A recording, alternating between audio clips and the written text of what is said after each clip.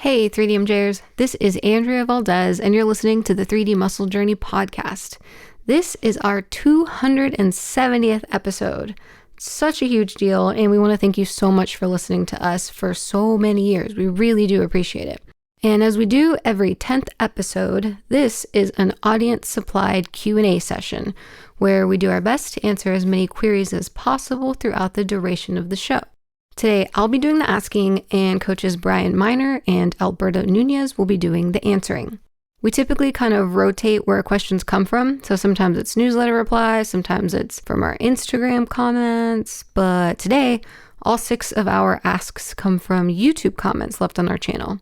You can always find all of our videos, podcasts, and posts by searching at Team 3DMJ on YouTube or Instagram. That's TEAM 3DMJ on both of those platforms, and on TikTok and on X or Twitter or whatever you want to call it these days. We are there too. So, topics covered in today's episode will include why you shouldn't only do low rep training even though it's a quicker way to get to failure, if/when we ever worry about or make prescriptions using time under tension in our coaching practice, how to shift your mindset towards performance rather than aesthetics after a show or diet, how to use RPE with time-saving training techniques like drop sets or myo reps, when we recommend wearing lifting shoes and what exercises they can help with the most, when it's possible to recomp your body in what populations, and how long you can expect that to work for certain athletes in certain phases of their career, and so on and so forth and so much more. So as always, if you have any feedback or comments on this particular episode, it's best to let us know over on our YouTube channel at, again, youtube.com/team3dmj, and leave it under podcast number 270. Let's go ahead and get into it. Here is Q&A session 27 with Brian Miner and Alberto Nunez.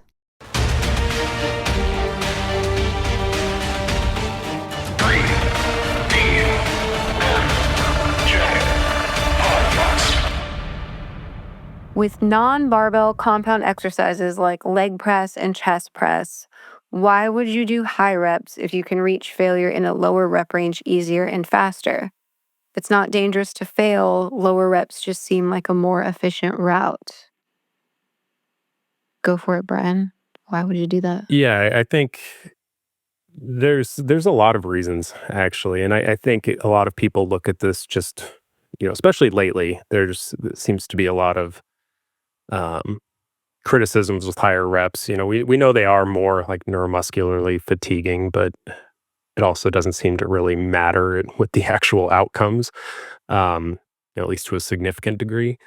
And so, yeah, I agree. There's situations where, lower, like more moderate 5 to 8, it's going to be more efficient than 12 to 15 on like a leg press or something. But I think with any like advanced or even intermediate to advanced athlete, a lot of people are going to have little aches and pains here and there that in and of itself is reason to, provide some utility for higher rep ranges.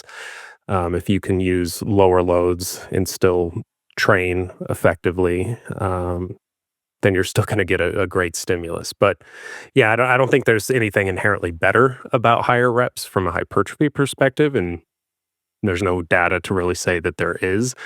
But, some people enjoy, like, if you're enjoying training, you're going to tend to perform better, doing things that you enjoy. And some people really like the higher rep ranges. And so I think from a practicality standpoint, like joint integrity is kind of the main bullet point for me, but also the enjoyment aspect of it. Word. What do you think, Bert? Yeah, I think to a large extent, maybe a significant chunk of your training is probably better off in the lowest rep range that makes sense. And this, you usually go back to like, what's the biggest joint, like what the prime mover is. So lateral raises, sets of like 5 might not make a whole lot of sense. But like if you're doing a hip hinge, that might make sense there. Like you could handle it, it's much more efficient. But there's also benefits to like going a little higher or a little bit lower. So I'm gonna touch on a little bit lower too. Like sometimes your bottleneck is gonna be strength. I think bodybuilders have also abandoned anything. Sometimes it's like under 5 reps. It's like, I don't need to touch it there. But sometimes like that is what unlocks progress for certain people, is just like, hey, let me get some of those neuromuscular adaptations going. Um, and it's crazy if a bodybuilder's never ventured into those rep ranges. It's crazy. They're like, holy crap, now I'm so much stronger in like my other rep ranges. So um, just like, not everyone, but there is a significantly sized camp online that is like, well, why do anything outside of, I don't know, keeps changing, 4 to 8, whatever, um, 5 to 10. There's other benefits. Like, and with the, like Brian touched on, with the higher rep ranges, sometimes you just need a little orthopedic break. And sometimes you just need a little like texture. You've just been munching away at these rep ranges for so long that you're like, you know what, instead of taking a load increment, like I've been hitting PRs for a while. Let me micro load. I think there's a huge benefit, a big benefit there when it comes to the higher rep ranges. But also that is one of the perks when it comes to using, say, a leg press or a hack squat or a pendulum squat compared to a barbell movement, because there's these built-in constraints. Like what happens with like, even with a very skilled squatter, like they'll tell you like after 8 reps, the reps start to look a little different. You don't have to worry about that as much on a leg press. So there is that benefit where reps are going to look the same cardiovascularly. That's less likely to be the limiting factor. Um, but also there's some other positive adaptations that, you know, while the growth is virtually the same, that you can get from higher rep ranges. Just like people speak about, well, how I just mentioned, like the strength benefits of maybe going lower for a certain period of time with your rep ranges. Same thing with the higher. Like people forget that fatigue, to a large extent, just like anything else, it is malleable. It is something that you can change, and it's, I think, something worth investing in from time to time.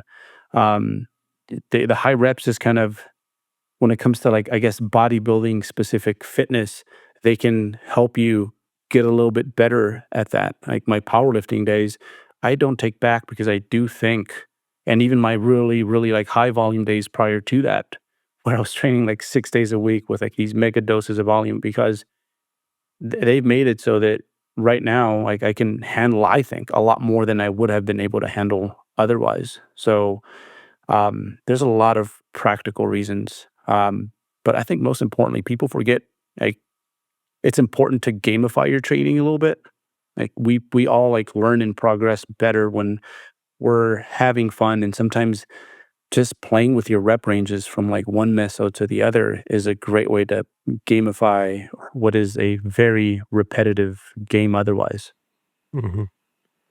Yeah. Yeah, I think So, that's, oh, go ahead, Brian. or go You're ahead. good. I was just going to say, that's a good point with, gamifying things. Like just because there's maybe not a compelling reason, like physiologically on paper for somebody, it doesn't mean we're causing harm by changing it. We can still venture outside of that without compromising progress.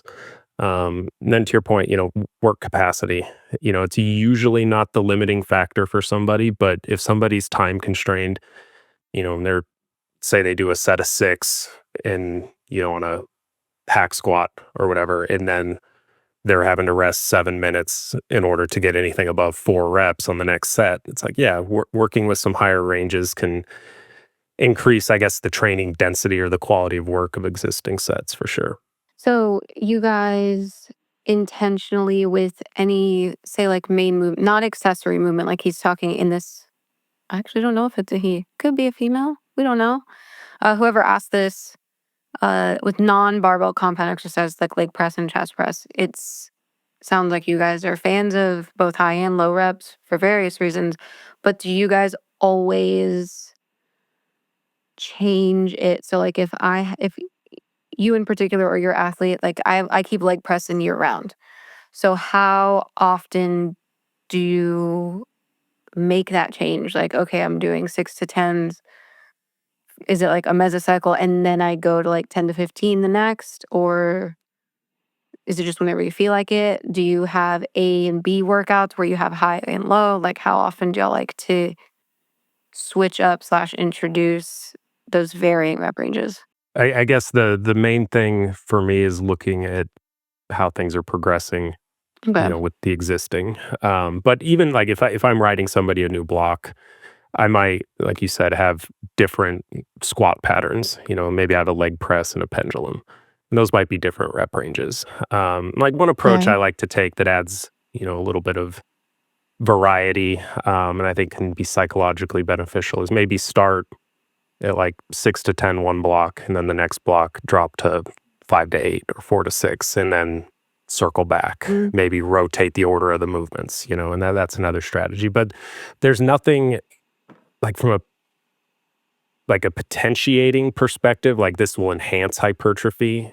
I'm not Right. really making like proactive changes in that regard. You're not It's like, because more if we so, change it, it's just you're gonna fly. Like your progress is gonna yeah, fly no, out. it's Yeah, it's it's not not like like we're gonna that. run our intensity block and then Yeah. we're gonna blow up next block. It's not so much that, but I think there's like the psychological element gets overlooked a lot in this. I mean, if you're working with 8 to 12 reps and you hit a little bit of a plateau, sometimes just handling some heavier loading and seeing progress in that, like it just makes the the next phase with 8 to 12. You just go in with a little bit more confidence, and I Yeah, it think gives you the right some feels. familiarity with it. So I think that's probably the biggest thing.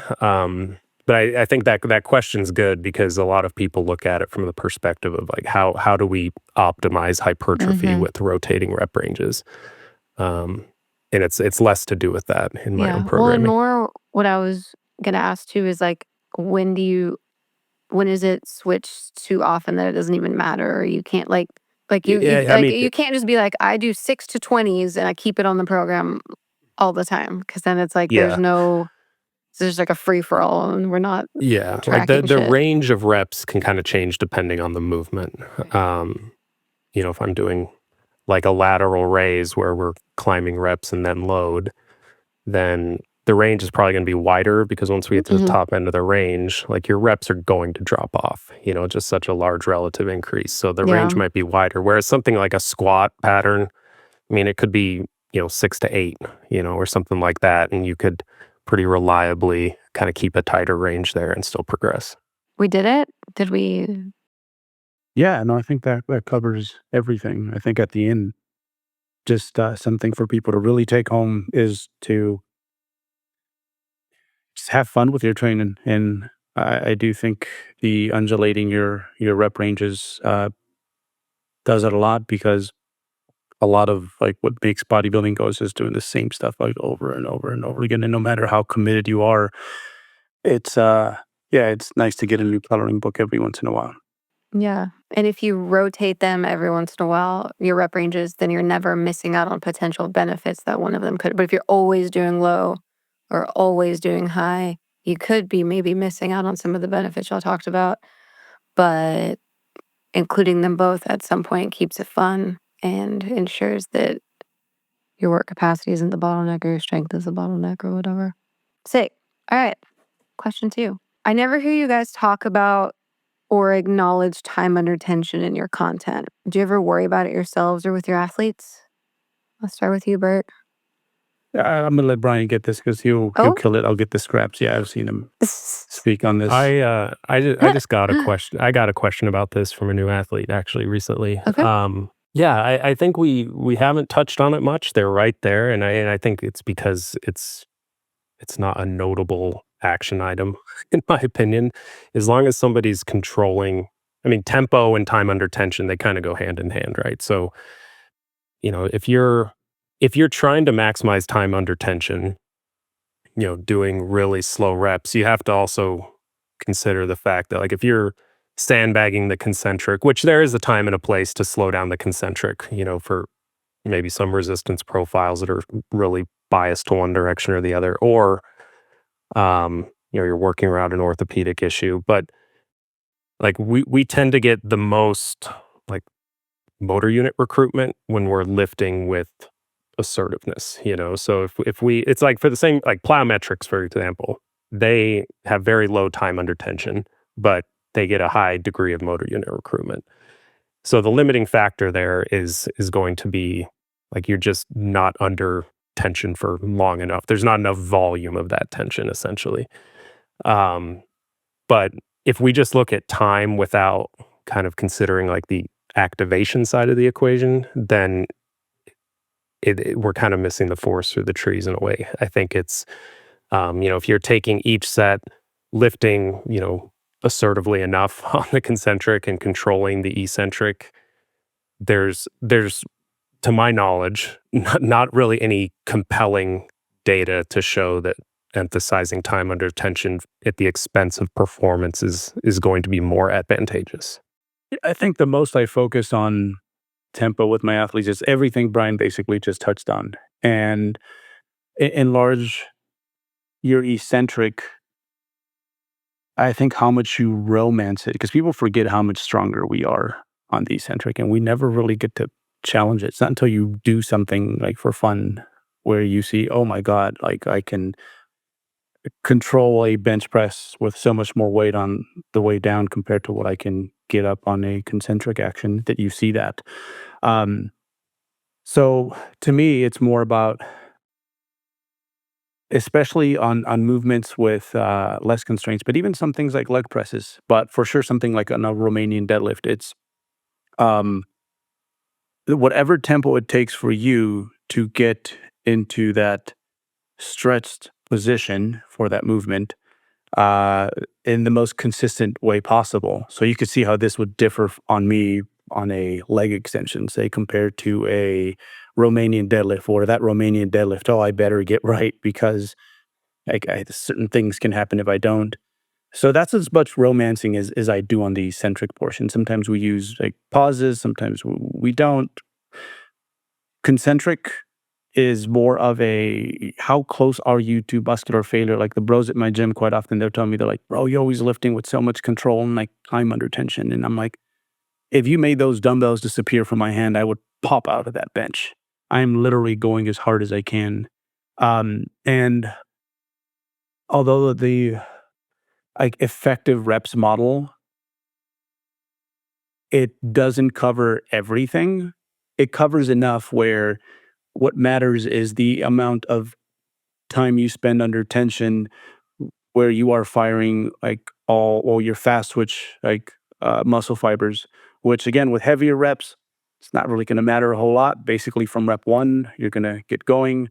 With the say something that's 10, maybe around rep 5 or 6, it gets to the point where they're all firing, and that is what hypertrophy training is. Basically, it's chewing away like pretty close to failure, and that is where we want to spend a lot of our time under tension. But that can look many different ways. Like someone's bench press who has, say, shoulder issues and elbow issues, like you might see that their set lasts 40 seconds. Then you might have someone who is just meant for this lift. And like I said, they get to that stretch position very consistently without that big of an eccentric or long of an eccentric.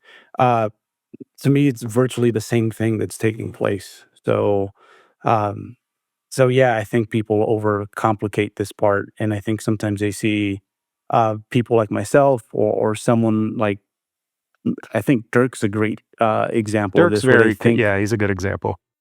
but he's just a freaking martial artist with his lifting. Is like every rep is going to look exactly the same, and he's romancing the eccentric the way he is, not because he wants to spend more time under tension, but just because he wants every rep to basically be the same, and he wants to stay in certain planes where he's biasing those specific tissues. So there's much bigger fish to fry than time under tension. It's not something that you see in any of my spreadsheets where we're tracking that.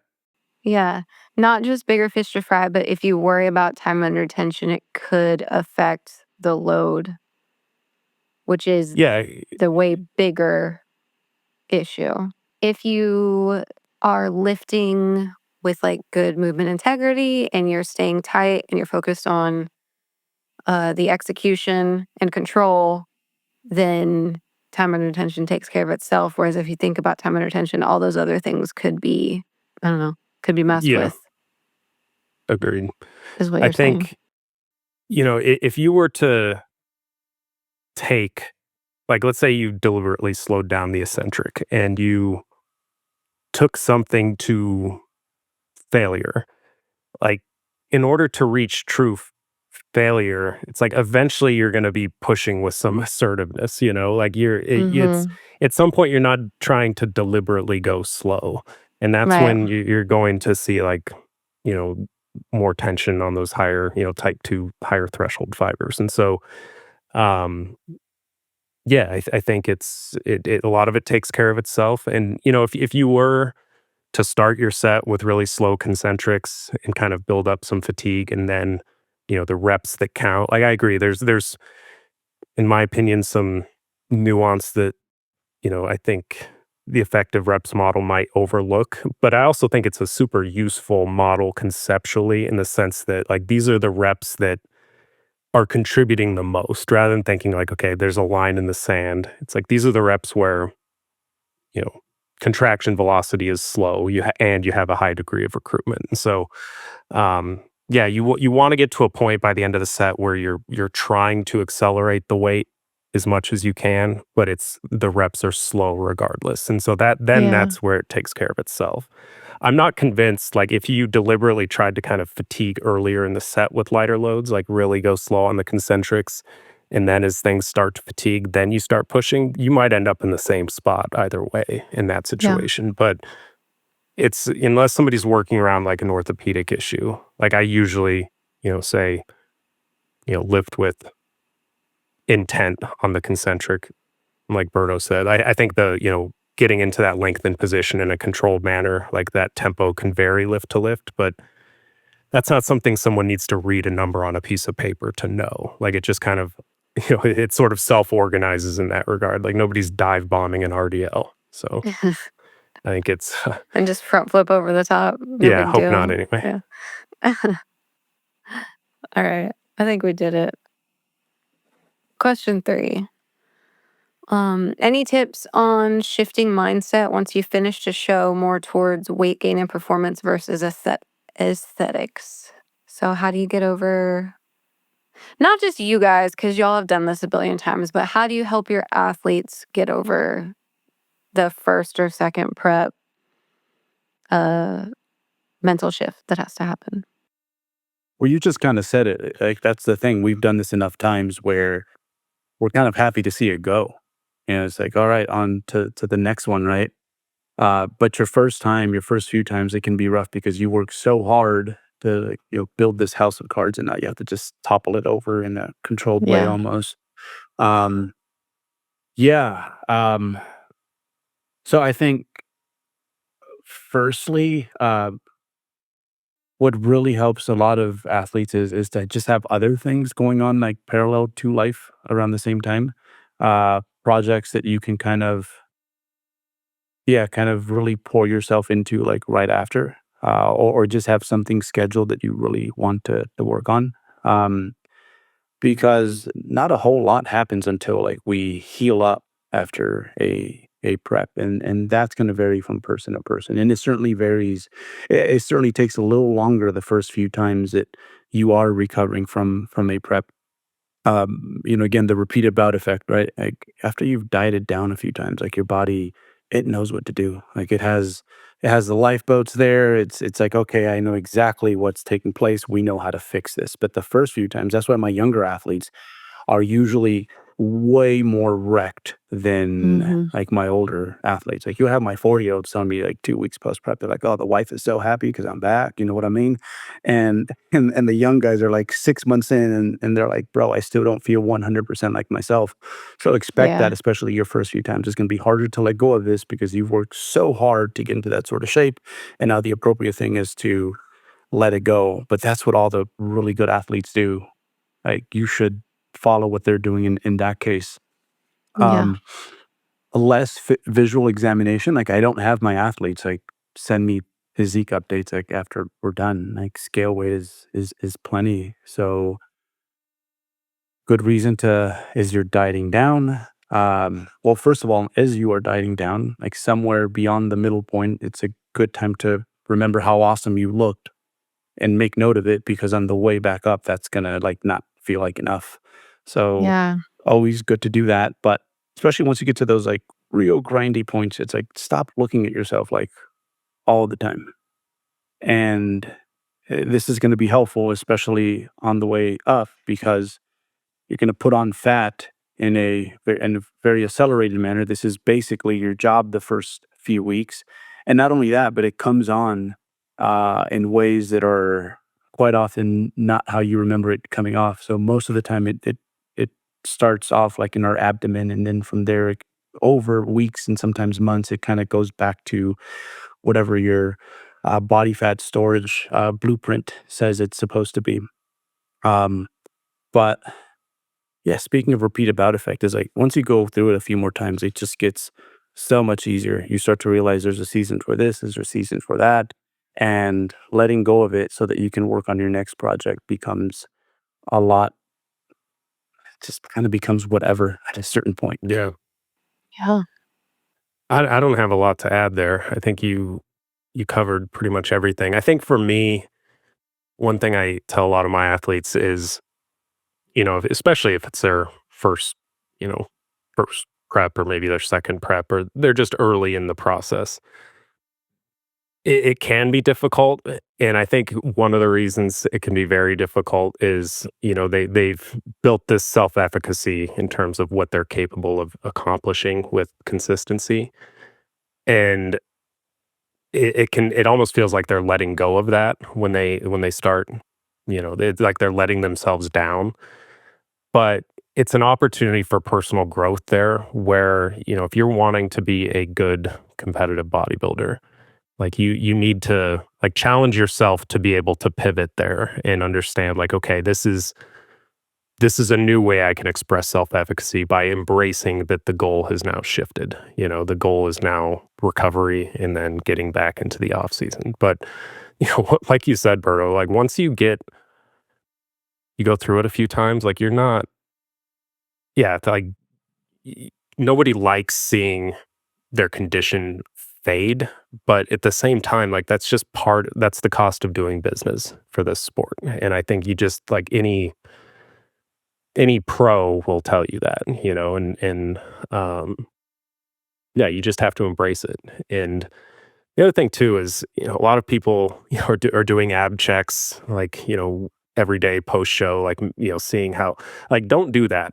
Like, if you can avoid doing that, like try to avoid it because any data that you're collecting that's not informing like decision making is useless data. The only thing it can do is discourage you. Or, it's like, oh, I'm still pretty lean. Like, okay, like that's okay, but you're gonna gain more fat. Like that's that this is a temporary thing here. So just pivot and embrace that this is the next phase. Like this is the next like periodized phase of your bodybuilding journey. Yeah. So, what do you think would be more useful data than abjects to help someone with this I think transition? just Like, body weight, and I think just biofeedback, there you go. Yeah. like, In what how way? they're So, like, feeling. I want my body weight to go up, but also, what am I looking out for that tells me I'm headed in the right direction? Is it like, well, I guess Bert mentioned libido, but Yeah, also like, there's a lot of like behaviors, right? yeah. They're So I think looking less for. food focus, um, less cravings, um, Hmm. satiety signals that they're able to regulate their intake more based off of satiety than Hmm. they maybe were before. Because those, if we ate intuitively just based off of satiety signals when we're trying to get shredded, like we'd never get fully shredded. So Yeah. like once you can kind of get back to that point, obviously like mood, sleep, Hmm. libido, things like that. Like all of that is, you know, goes into this melting pot of data that just kind of gives us a pretty good subjective idea of where we're at in the recovery process. And it's not like we can definitely jumpstart it with, we advocate the recovery diet, but it takes some time, Yeah. it's, and don't compare your recovery timeline to somebody else's if you feel like you've done everything right either. It doesn't mean you did anything wrong. It's just different people recover at different rates, especially females. There can be you know, a lot of volatility there, person to person. Well, to some extent, the more you try to fight it, sometimes the worse you can make the situation, right? If I don't know, maybe the top end weight gain you were looking for was 12% above contest weight, and you're there, but you still don't feel like yourself. Like this is where people can, you know, maybe just undereat, restart a Mm-hmm. diet, like that sort of deal, and then all of a sudden, what was supposed to be maybe it was going to be a 4-month recovery process because it's your first time taking your body there becomes like a multiple year thing. Like that's not out of the ordinary. So Yeah. it's one of those situations where, I mean, I've had athletes that I didn't prep, but didn't feel like they needed coaching there, but they did need coaching on the other side. Mm-hmm. Because it's been 4 months since their show and they're like 5 pounds over, and they're wondering why they still don't feel right. Um, so you just have to face the reality of the situation like head on that like, hey, like I probably at least this time gonna have to put on a little bit more body weight than I would like. And like I mentioned, every time it seems to be like less and less for people. Like your body Yeah. starts to understand what's going on, and that's maybe the first few times it needed to run all the way over here to feel safe. And you'll see that every time you do it, and you'll be committing more to this recovery phase, you'll see that, oh wow, like I'm up 8 pounds, and I feel like 90% good already. So, but such an underrated phase. I don't think a contest prep can be called successful until you have done that Mm-hmm. last part right. Because I've known of athletes, they've had fantastic reps, they won their shows, but that last bit wrecked them to the point where they never came back for more again. I think one of the reasons things get easier coming out of the show, like I think there is some, I don't know the physiological mechanism here, but there does seem to be some like memory your body has. Like it feels like, okay, I've survived this once before. Let's not panic, kind of thing. But also, I think as you become more intelligent on the way down, Mhm, you're more intact entering that phase. Like you're not mhm. as wrecked, even though your body fat levels might be similar. You're getting a head start just because you planned ahead better.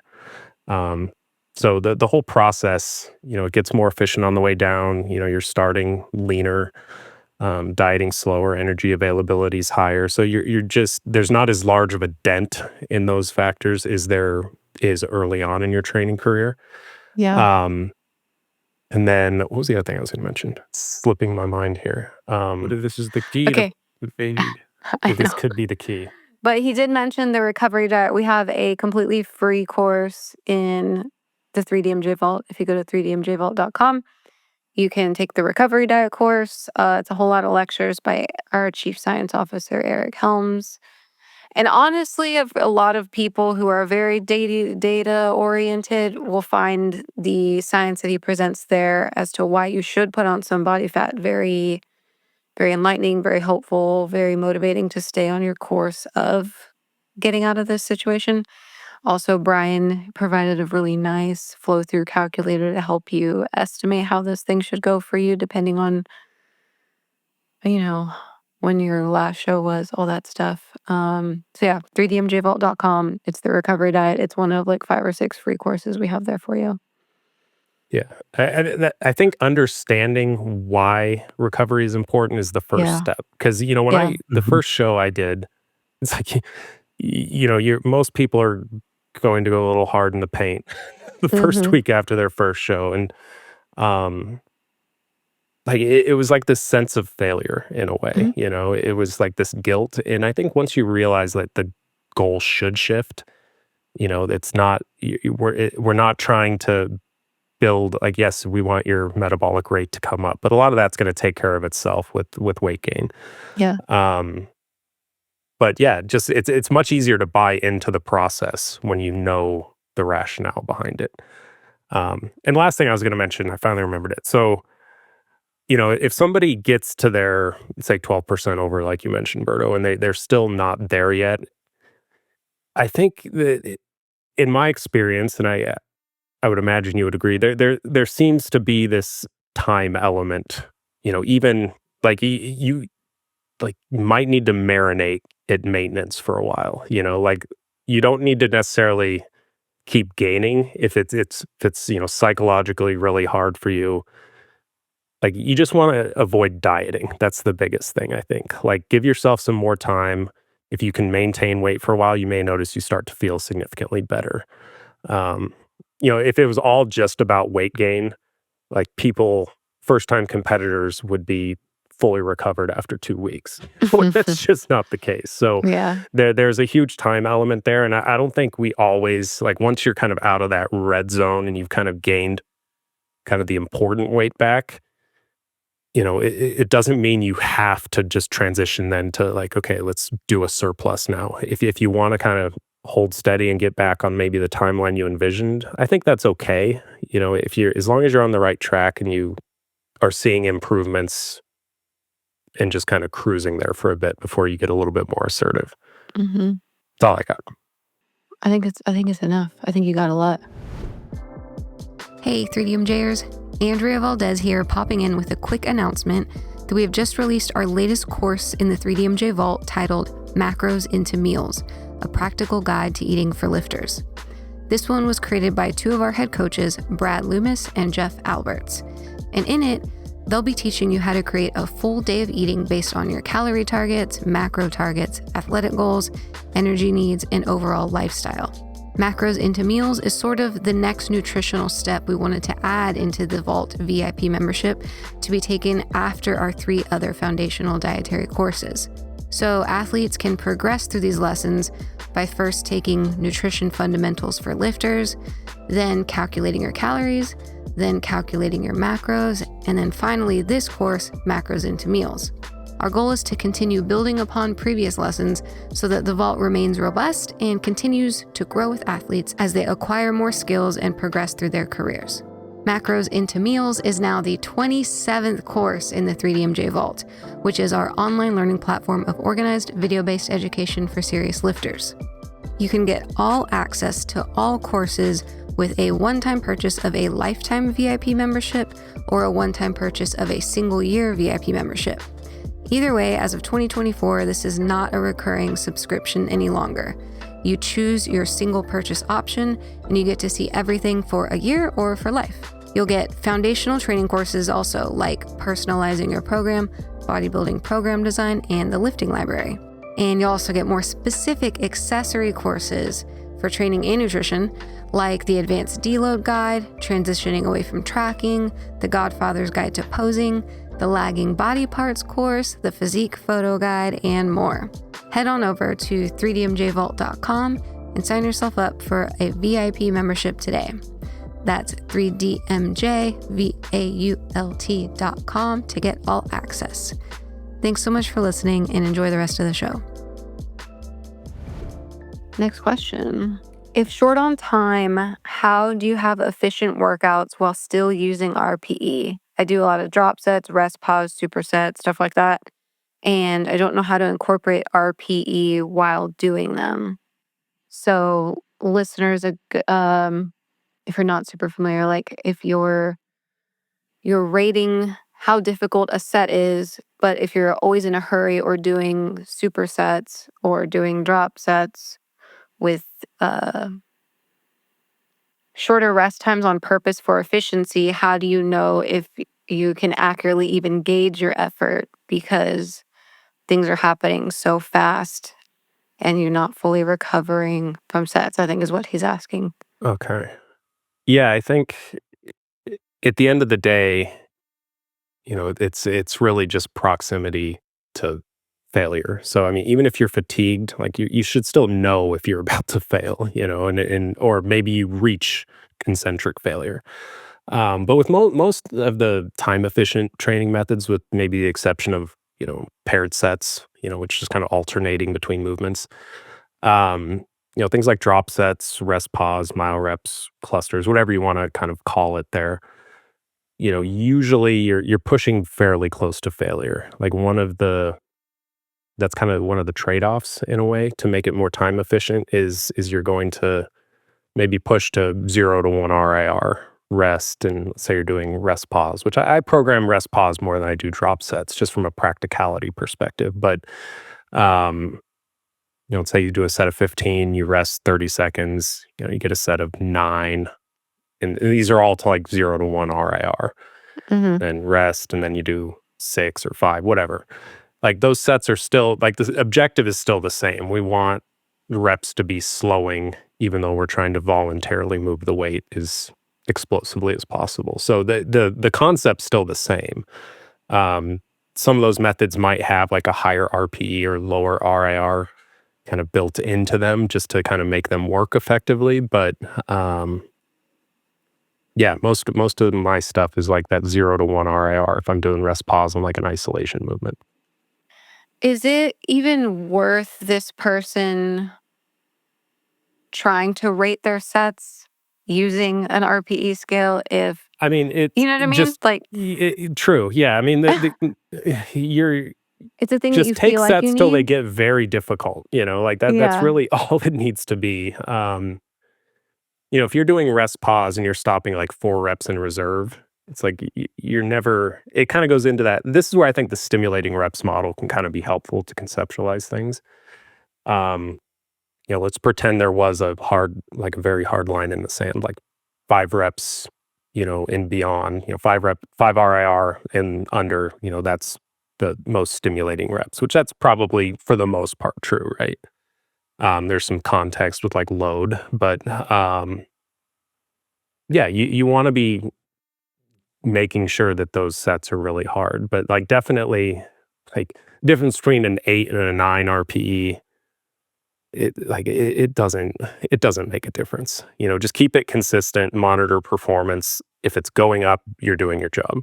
That's kind of all it, my opinion, as complicated as it needs to be.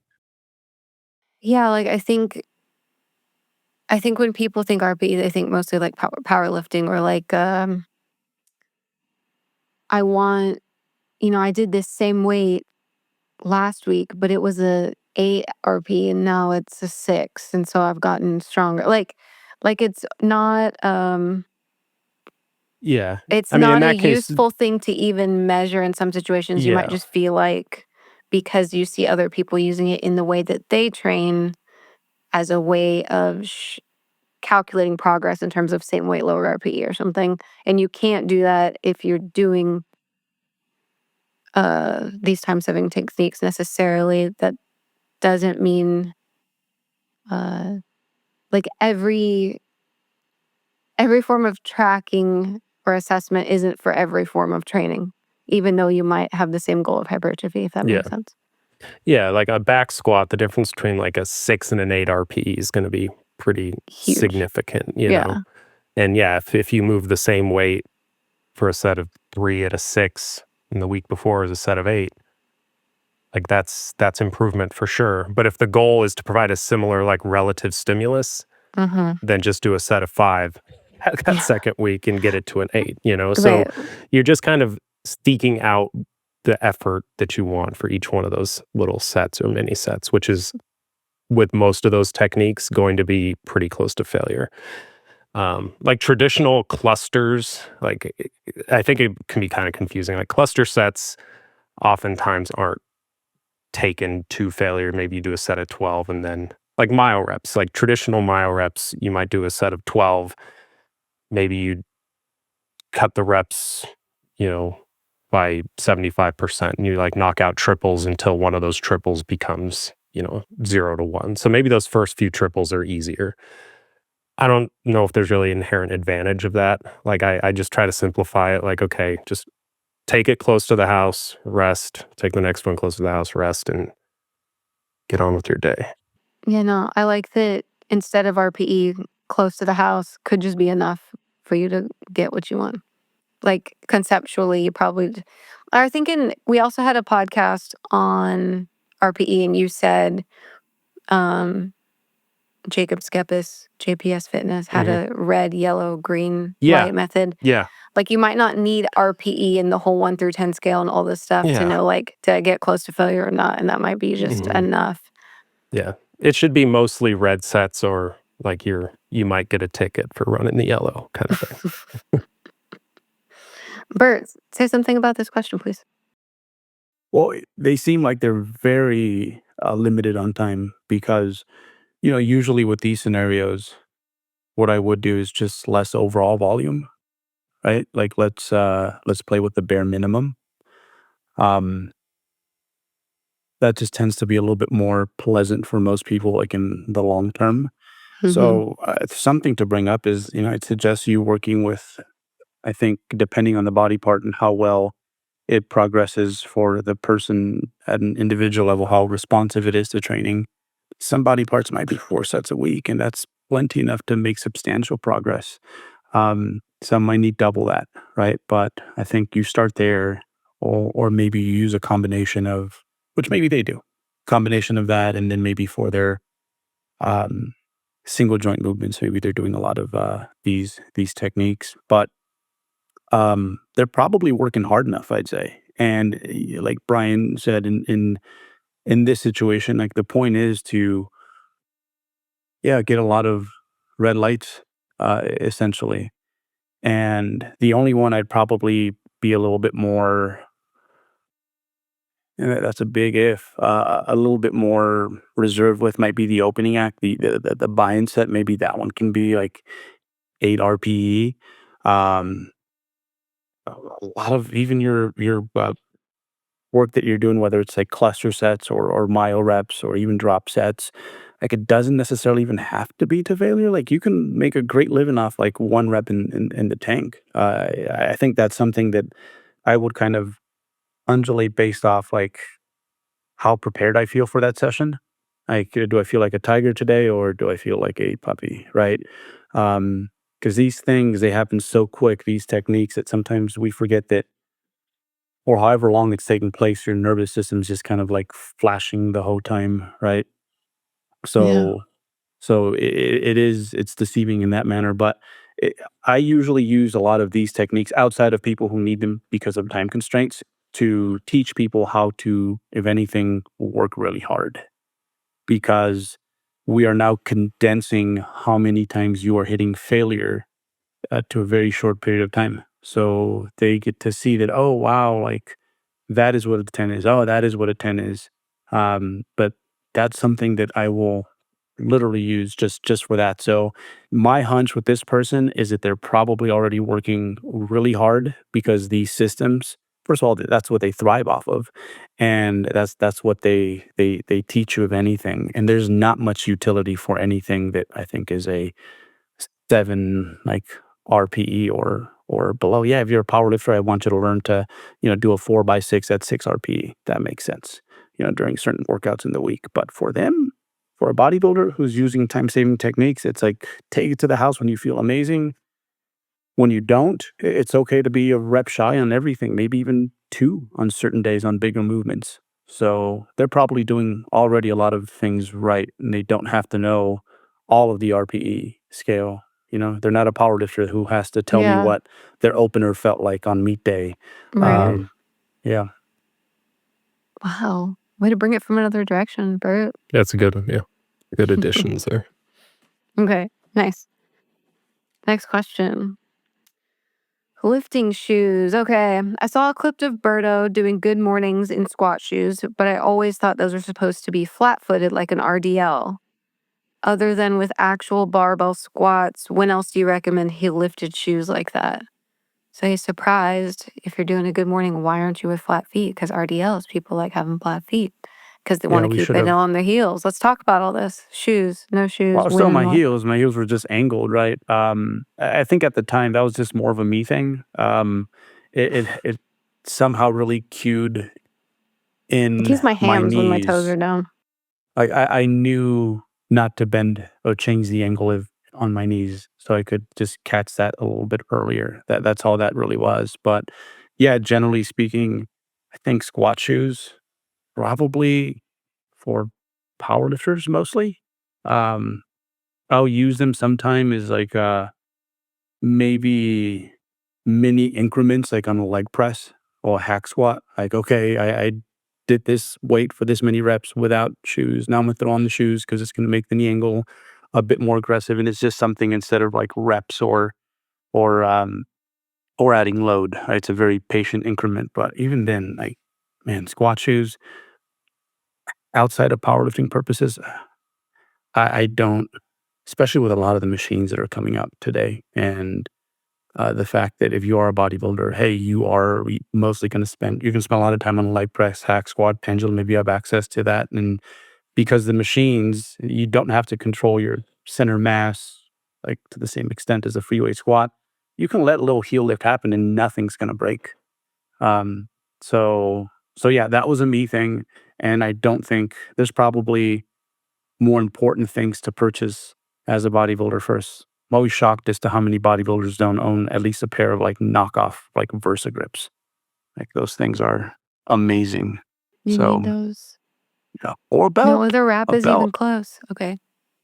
Yeah. So Versus everyone needs because it'll always limit your pulling more. Even if you have regular wraps, I'm telling you, versus something about that. There's something about Not if you have to spiral around the thing, it's you not get like it. different diameters on both Yeah. sides. It's just No, you need a Versa grip. They're pricey, but they last a lot of years. yep. Good 5 years out of a Um, pair. yeah. Okay. Belts. But hold on, tell me about your perspective on shoes, Brian. Heel lifting shoes versus flat shoes. Yeah, I mean, I think the whole purpose of a weightlifting shoe or squat shoe is to increase that knee angle.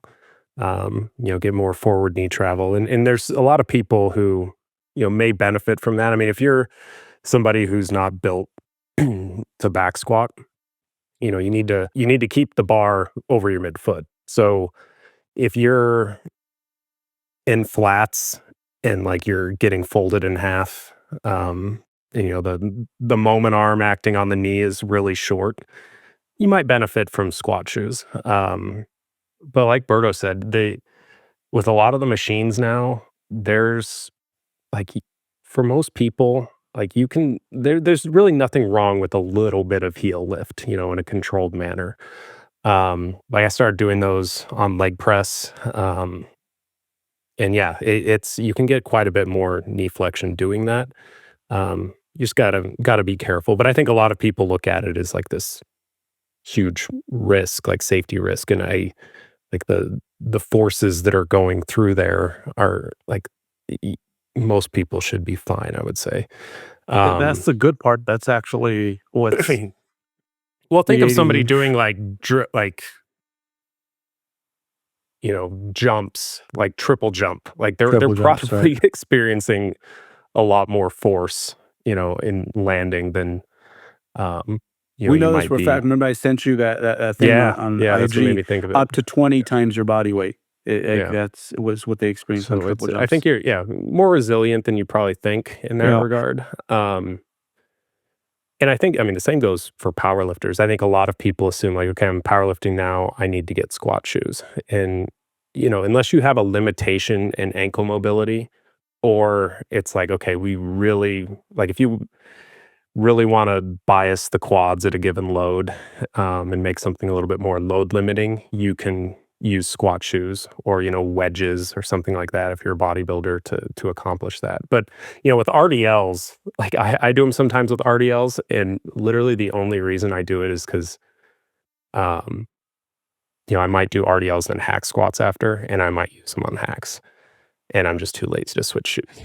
So, but like just because you're wearing a squat shoe on an RDL doesn't take like you can still have a vertical shin angle, and that's one of those things where if it's comfortable, like I actually find it pretty comfortable using them on hinge work. That's probably I because was gonna I'm just say used to it. helps me put the weight in my hamstrings better if my heel is Yeah, lifted on yeah. hinges. And I think a case could also be made, like if your calf is a little bit more shortened there, like Mm-hmm. potentially the hamstrings having to, the gastroc is, um, it is a knee flexor. I guess we're not really flexing the knee though, but yeah, nothing that's occurring at the ankle is impacting things upstream of that when it comes to, as long as you're executing the movement correctly. So, um, yeah, I think that's totally fine doing it on those. So I mean, okay, so it sounds like I'm hearing nobody needs it necessarily on anything. You don't have to buy squat shoes as a bodybuilder necessarily. Powerlifter, it might be a little more advantageous, but for a bodybuilder, you don't have to have them. If you do have them, literally anything you want to wear them on, if it feels better, for sure. If it doesn't, don't worry about Yeah. it. Yeah, and I mean, I think they still can have utility for bodybuilders.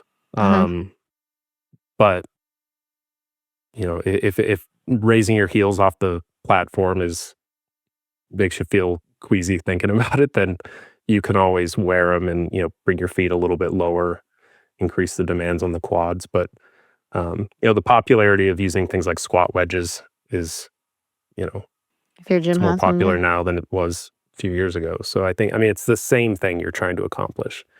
And where, if somebody has great ankle mobility, like I have an athlete right now he's very tall, great ankle mobility though, but we're having him wear squat shoes just because his squat just looks better with them. And, he's able to stay a little bit more upright. And I think his quads can handle a little bit more demand than what we give them in flats. Okay, last question. I was under the impression that body recomp can happen in anyone, and that eating at maintenance was a viable strategy for any lifter who wants to slowly burn fat and build muscle over a lifetime. Is this not the case? So for listeners who aren't familiar with body recomp, it'd be like gaining muscle and losing fat at the same time, when usually as bodybuilding coaches and athletes, we do one or the other I don't want to say most optimally. Seems to be more efficient to do one or the other, but can you do both at the same time like everybody wants to do? I don't think it's is rare as a lot of people make it out to be. It used to be, and I don't think this is a harmful message, but it used to be that like people would say like, okay, if you're a noob or you're coming off a layoff or you've got a lot of body fat to lose, like those are like the three main scenarios where you could efficiently experience recomp. And that could be like the, you know, kind of the go-to. And, I have athletes like that where it's like, let's ride this wave as far as we can. But once it starts to feel inefficient, we'll kind of decide a direction. But it certainly can happen. And I think for a recreational lifter that's, especially if they're a little bit older and they're mindful of their health and they're not wanting to have like, gaining phases. And granted, they can be pretty conservative, but if somebody in their 40s who's a recreational lifter, they probably don't want to gain 25 pounds in the off season just to, maybe gain a couple pounds of muscle. And so I think it's not going to, it's not going to halt their progress in muscularity, I think, in most cases. Well, it can definitely slow it, but that's just kind of the trade-off, and then there's going to be, like, when you look at the research, like a lot of these training studies, they're not controlling for dietary intake, because it's expensive and it's very hard to control for that. But that isn't, that you still see a lot of people, data points where this person lost, this much fat mass, gained this much lean body mass. And these can be in like, quote unquote trained populations, and I think that's the people that are probably interested in kind of using recomp as a primary strategy might fall into like a similar demographic in terms of experience. And so I think it's fine. Now, is it the most efficient way to do things? Probably not. That being said, I think if you're like at a higher end of body fat, like for example, like I got, I probably like a little over 20% over this last 8-year off season. Just a quick dip in the off Just a quick 8-year off season. But no, I would run brief cuts, but at the end of the day, I pretty much fluctuated between like 212 and like 218. And I wasn't, if I got to 218 and it wasn't a good time to run a cut, it just didn't make sense, or if it's holidays, whatever, I just didn't want to, I would just hold steady. And I know like performance still went up, and like I know I had gains in muscularity there. So I think part of it is, when you have a little bit, when you're not below your intervention point, like if you're kind of hovering above it a little bit, you can kind of sit there and, gain or, whatever we want to call it. And it can be a Mm. little bit more of an efficient process. But you also look at a lot of power lifters who, they are, very few of them are doing these large gaining and cutting phases because they need to stay within proximity, striking distance of their weight class. But you can still see a lot of them make progress in terms of muscularity over the years by, kind of hovering in that plus or minus, you know, 3 to 5 kilo range. So I definitely think it's possible. Um, and for people that want to kind of make things more efficient, it doesn't have to be this like huge surplus, a couple hundred calories a day or even less sometimes. And, 3 months down the line, you'll have gained a little bit of weight, probably a little bit more muscle as a result, but it's not going to be the amount where it's like, shit, now I need to cut because now I need to clean this up before I start over. Yeah. This question often comes from people who they're teetering on their low intervention point, right? They're like 10, Mm. 11, 12% body fat of their man. They kind of Mhm. want to do both things. Um, I'm sure it can take place at that range for some people, Mhm. but for say just about everyone else, you can maybe do it, but things are going to have to be really on. Like you're going to have to, your diet's going to have to be like great. Like you're getting all your fruits, all your vegetables. You have these fantastic habits. You're sleeping like a ton. Your stress is at a good place. The leaner you get, the less metabolically flexible you become. So, evidence of this is like when you're deep into a dieting stage, where if your eating windows are 4 hours and now it's become 6 hours, unlike when you're heavier, fatter, you're starting to feel it, right? Your body isn't as giving when it comes to using endogenous fuel sources compared to exogenous fuel sources. So same situation then, like to power these adaptations, you're just gonna have to be like on. Like a lot of people's lifestyle is just not going to uh or life situation, you're just not gonna be able to do that at those like really lean body weights. Um but who's to say like you can't do it at more realistic or um body fat ranges that are not that close to the lower end of your personal set point. You see a lot of great athletes do this, guys that are very close to their genetic ceiling, like my lifter Delaney Wallace. Like I'm like, bro, you're just making this harder and harder for me every year because like by the time he makes it to the platform, like he's in respectable like bodybuilding shape. Yeah. And he just keeps getting more jacked to the point where sometimes with his training, it's like, okay, like what body parts can you not train? Maybe we cut off a few ounces off the biceps and things like that because we're just putting on muscle, even though he's not necessarily going on these huge gaining phases. He usually what he does is he gets to a place where he can be pretty metabolically flexible and he just kind of chills there and he makes progress. And I don't think for advanced bodybuilders, that's not a that's not a bad strategy to play, I feel. Like you'll see that a lot of really elite bodybuilders, that's what they do. I mean, they call it 10 over, but 10 over is going to be different, depending on the size of the athlete, but they get to 10 over and then they just kind of start living their bodybuilding lifestyle. They're eating, they're sleeping, they're training. And if the metrics are going up, we're doing well. Um, I think for an advanced bodybuilder, it's maybe not a bad strategy to play, but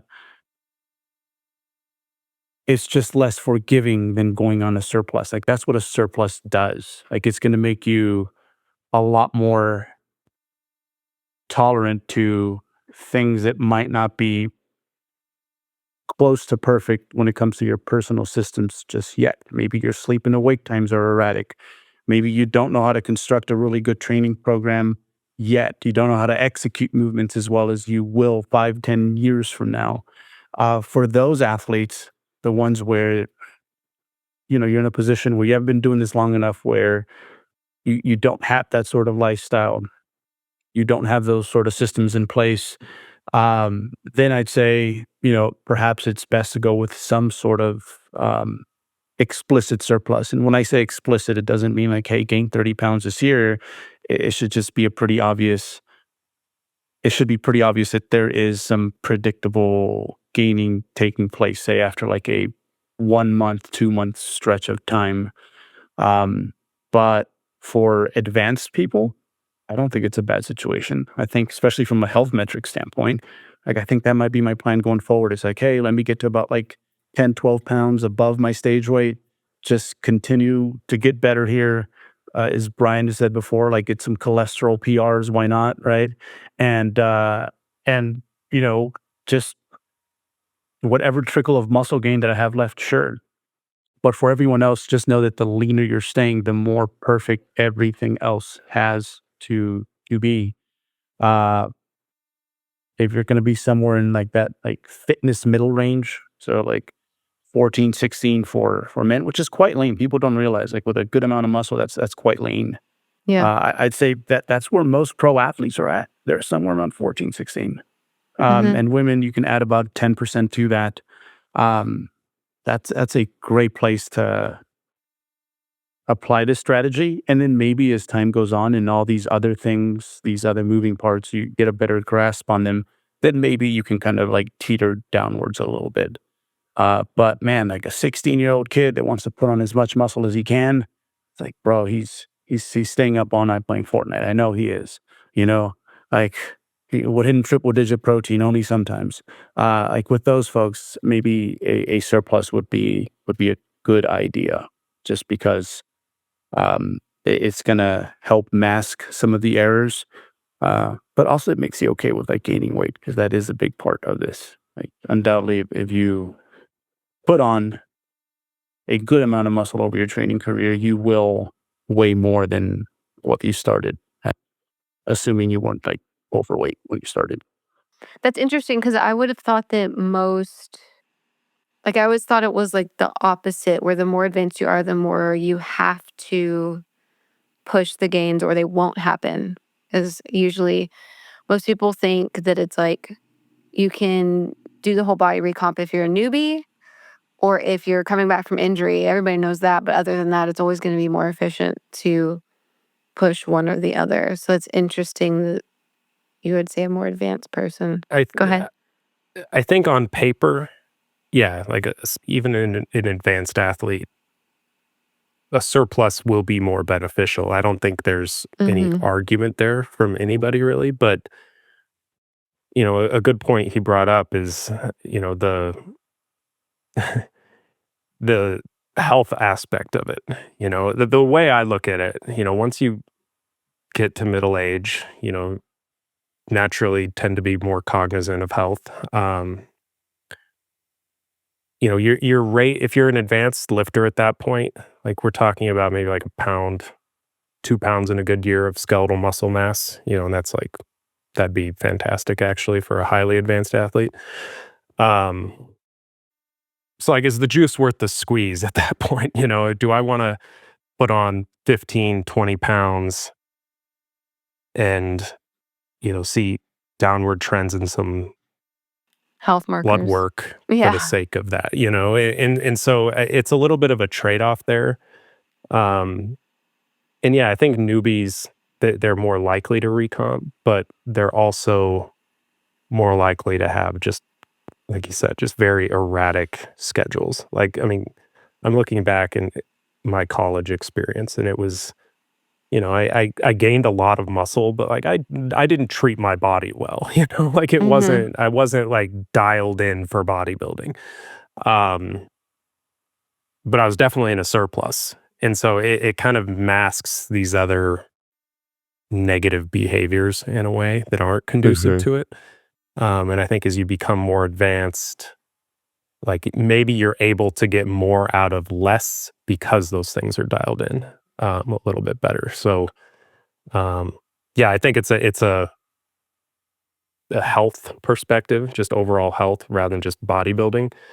But also, I think you can make a smaller surplus or even potentially recomp. It's still possible if things are more dialed in. Now, like a new parent, for example, like if Berto was trying to recomp right now, like, he's out of that red zone of like first 6 months, but like Yeah. there's I going to be recomp the stretches other where, way is what happened. Yeah, that's exactly what happened. Yeah. I yeah, did recomp. yeah, there you go. Decomp. Yeah, if you want to recomp as an advanced athlete, just stop training. Right. Just stop training and keep eating. Yeah, you'll recomp. Okay, But so then go ahead. Go ahead and finish. yeah, that's pretty much That it. was I it. think you have a smaller margin of error as you become more advanced. Right. Well, here's the thing, Brian. You're creating a bigger margin of error if, let's just say, you're serious about this. You're gaining 40 Yeah, pounds every off season, right? exactly. Yeah, To gain yeah, 2 pounds, it's like, all right, now let me ask you a serious question to this bodybuilder. It's like, could you have done this without gaining those 40 pounds? yeah, It's like you might be Mhm. yeah. advanced in your physique, but like, could we have done this gaining 12 pounds and then we only have to Mm, lose 10 and keep those 2? Like, mm. that's just not a very profitable business model if you It's ask me. not. Yeah. No, It's so that's not. a good point. When people think gaining or cutting, they think like balloon up to whatever like those are very different gaining phases, going up 12 pounds over a year versus 40 pounds in a year. Those Well, are we talked about that substantially sinkhole different. with the recovery when you're coming out of a prep, right? Where it's like you can keep pouring food, but that sinkhole is only going to take so much. It's the Mm-hmm. exact same thing when it comes to these other adaptations you want, where it's like sure you could keep overeating, but that's not really. You might think you're fixing the problem because shoot, now you got physics in your on your side, like more so now than 2 months ago, and you're like I'm Yeah. PRing, and it's like, bro, like even Russ Orhey, amazing powerlifter, tell him to go up a weight class. Right? Like, Yeah. there's a huge difference in regards to, like, how mu like, you get powerlifters know this. You go up 10 pounds, oh, you're gonna be dealing with some boys that are gonna be so much stronger, and I think sometimes bodybuilders don't realize that they're like, "Well, I'm doing it this way, and I'm gaining all sorts of weight in a linear fashion," but it's like, yeah, but, like, you're it's not contractile tissue, it's just Yeah, there's more of you pushing. yeah. Yeah. I think that's a good point. I think one of the to build on that a little bit, we know. Let's say you can stay reasonably or mitigate as much unnecessary fat gain as possible. So some fat gain is the cost of doing business when you're in a surplus, right? So as a novice athlete, you can get away with a larger surplus and see a higher return on your investment for that surplus. Right. So as you become more advanced, I mean, what maybe used to be a 500-600 calorie surplus to kind of max out your muscle growth, maybe is now 100, 150, Mm-hmm. and so you don't need to go above that. And so, yeah, it kind of takes care of itself in a way when you think about it that way, because if you're managing it well, like you shouldn't be gaining that much anyway. Like to gain, I mean, think of a 100-calorie surplus, 150, I don't want to get too like granular here, but like, yeah, let's say 100-calorie surplus on average per day for a month. We're talking like less than a pound. And that's like looking at things in a vacuum, So it's like nobody's gonna, when people think like gaining phases, I think like the definition kind of changes as you advance throughout your career. Gaining phase early on, it's like, yeah, I gained 25 pounds from age, 15 to 17, and like most of it was muscle mass. And now it's like if I gain 25 pounds in a year, it'd be like, all right, I should get on some statins. So it's like Yeah. there's other considerations there, but there's also no reason to have to do that. So yeah, it kind of it's sort of a blessing in a way when you think of it that way, that the point of diminishing returns with the surplus decreases as you become more advanced. Yeah. Because it kind of just works into your favor with what's probably healthiest for you at that stage of your career. Yeah. And in the question, when he's saying eating at maintenance was a viable strategy, he thought eating at maintenance was a viable strategy for any lifter who wants to slowly burn fat and build muscle over time. With the slowly burn fat as the goal, I think is probably the bigger misconception, right? Because if you're at maintenance, you're not actually burning fat. You look like you are because your muscle would take up more space in your body, but you're not actually. Well, If I you're mean, eating at you can maintenance, ask this is like you're asking your body to use adipose tissue. Like if you're trying to get right to help provide for all the very important bodily functions, because it muscle matters, but it's not as important as like your brain, your heart. hormones, Okay. all Yeah. the right. Like, and then on top of that, like you wanted to like pay for your PR in the gym, like Yeah. that's a huge ask. So yeah, in that scenario, like you're seeing the scale trickle down, like over time, maybe for a very new person, an intermediate perhaps might not be the most efficient way, but an advanced athlete, like I'm about to recomp, I'm about to gain muscle on this cutting phase that I'm going on, but a lot of it is because I just got over. The boot camp part of parenting. So, like, I'm gonna get to Yeah. sleep now. I'm gonna get to eat my No, fruits, that's my a good veg, point. right? That it's not like a normal state for you. It's like your current state always is a reaction to what your previous state was, Mhm. Yeah. right? So it's like normal. So Berto, before having a kid, it would be really unlikely that he would ever recomp for very long at all. But because you just got over the baby boot camp, you're in a state where you're primed for that to work, and only for a little while. So a little bit, yeah. Yeah, Yeah. and then I'm better off just going into some sort of maintenance or that trickle gain. Like people underestimate the trickle gain, just like investing in anything else. It's like just put a little something away for like long periods of time. Like the way I kind of get people to buy into the lean gain and make them execute it, it's like, hey, let's pretend we're going to try to be weight stable this whole year. And what happens to most people? Because most people are prone to gaining as opposed to cutting, right? Um, it's been a year and they're like up 9 pounds and it's like, congratulations, you just executed like a lean gaining phase. So, Mhm. um, yeah, just how you were at some point, I don't know, using fucking 4 chest presses for your chest day and you got more efficient with it. Same thing with how you feed the situation. It's like, hey, let's take an inventory here. Let's try to run a cleaner business. So, of course, so we presented the fact that you can recomp or over time and do pretty well. It's a viable strategy, but again, with the caveats, the leaner you are, the more stuff you have to get right, especially as you become more advanced.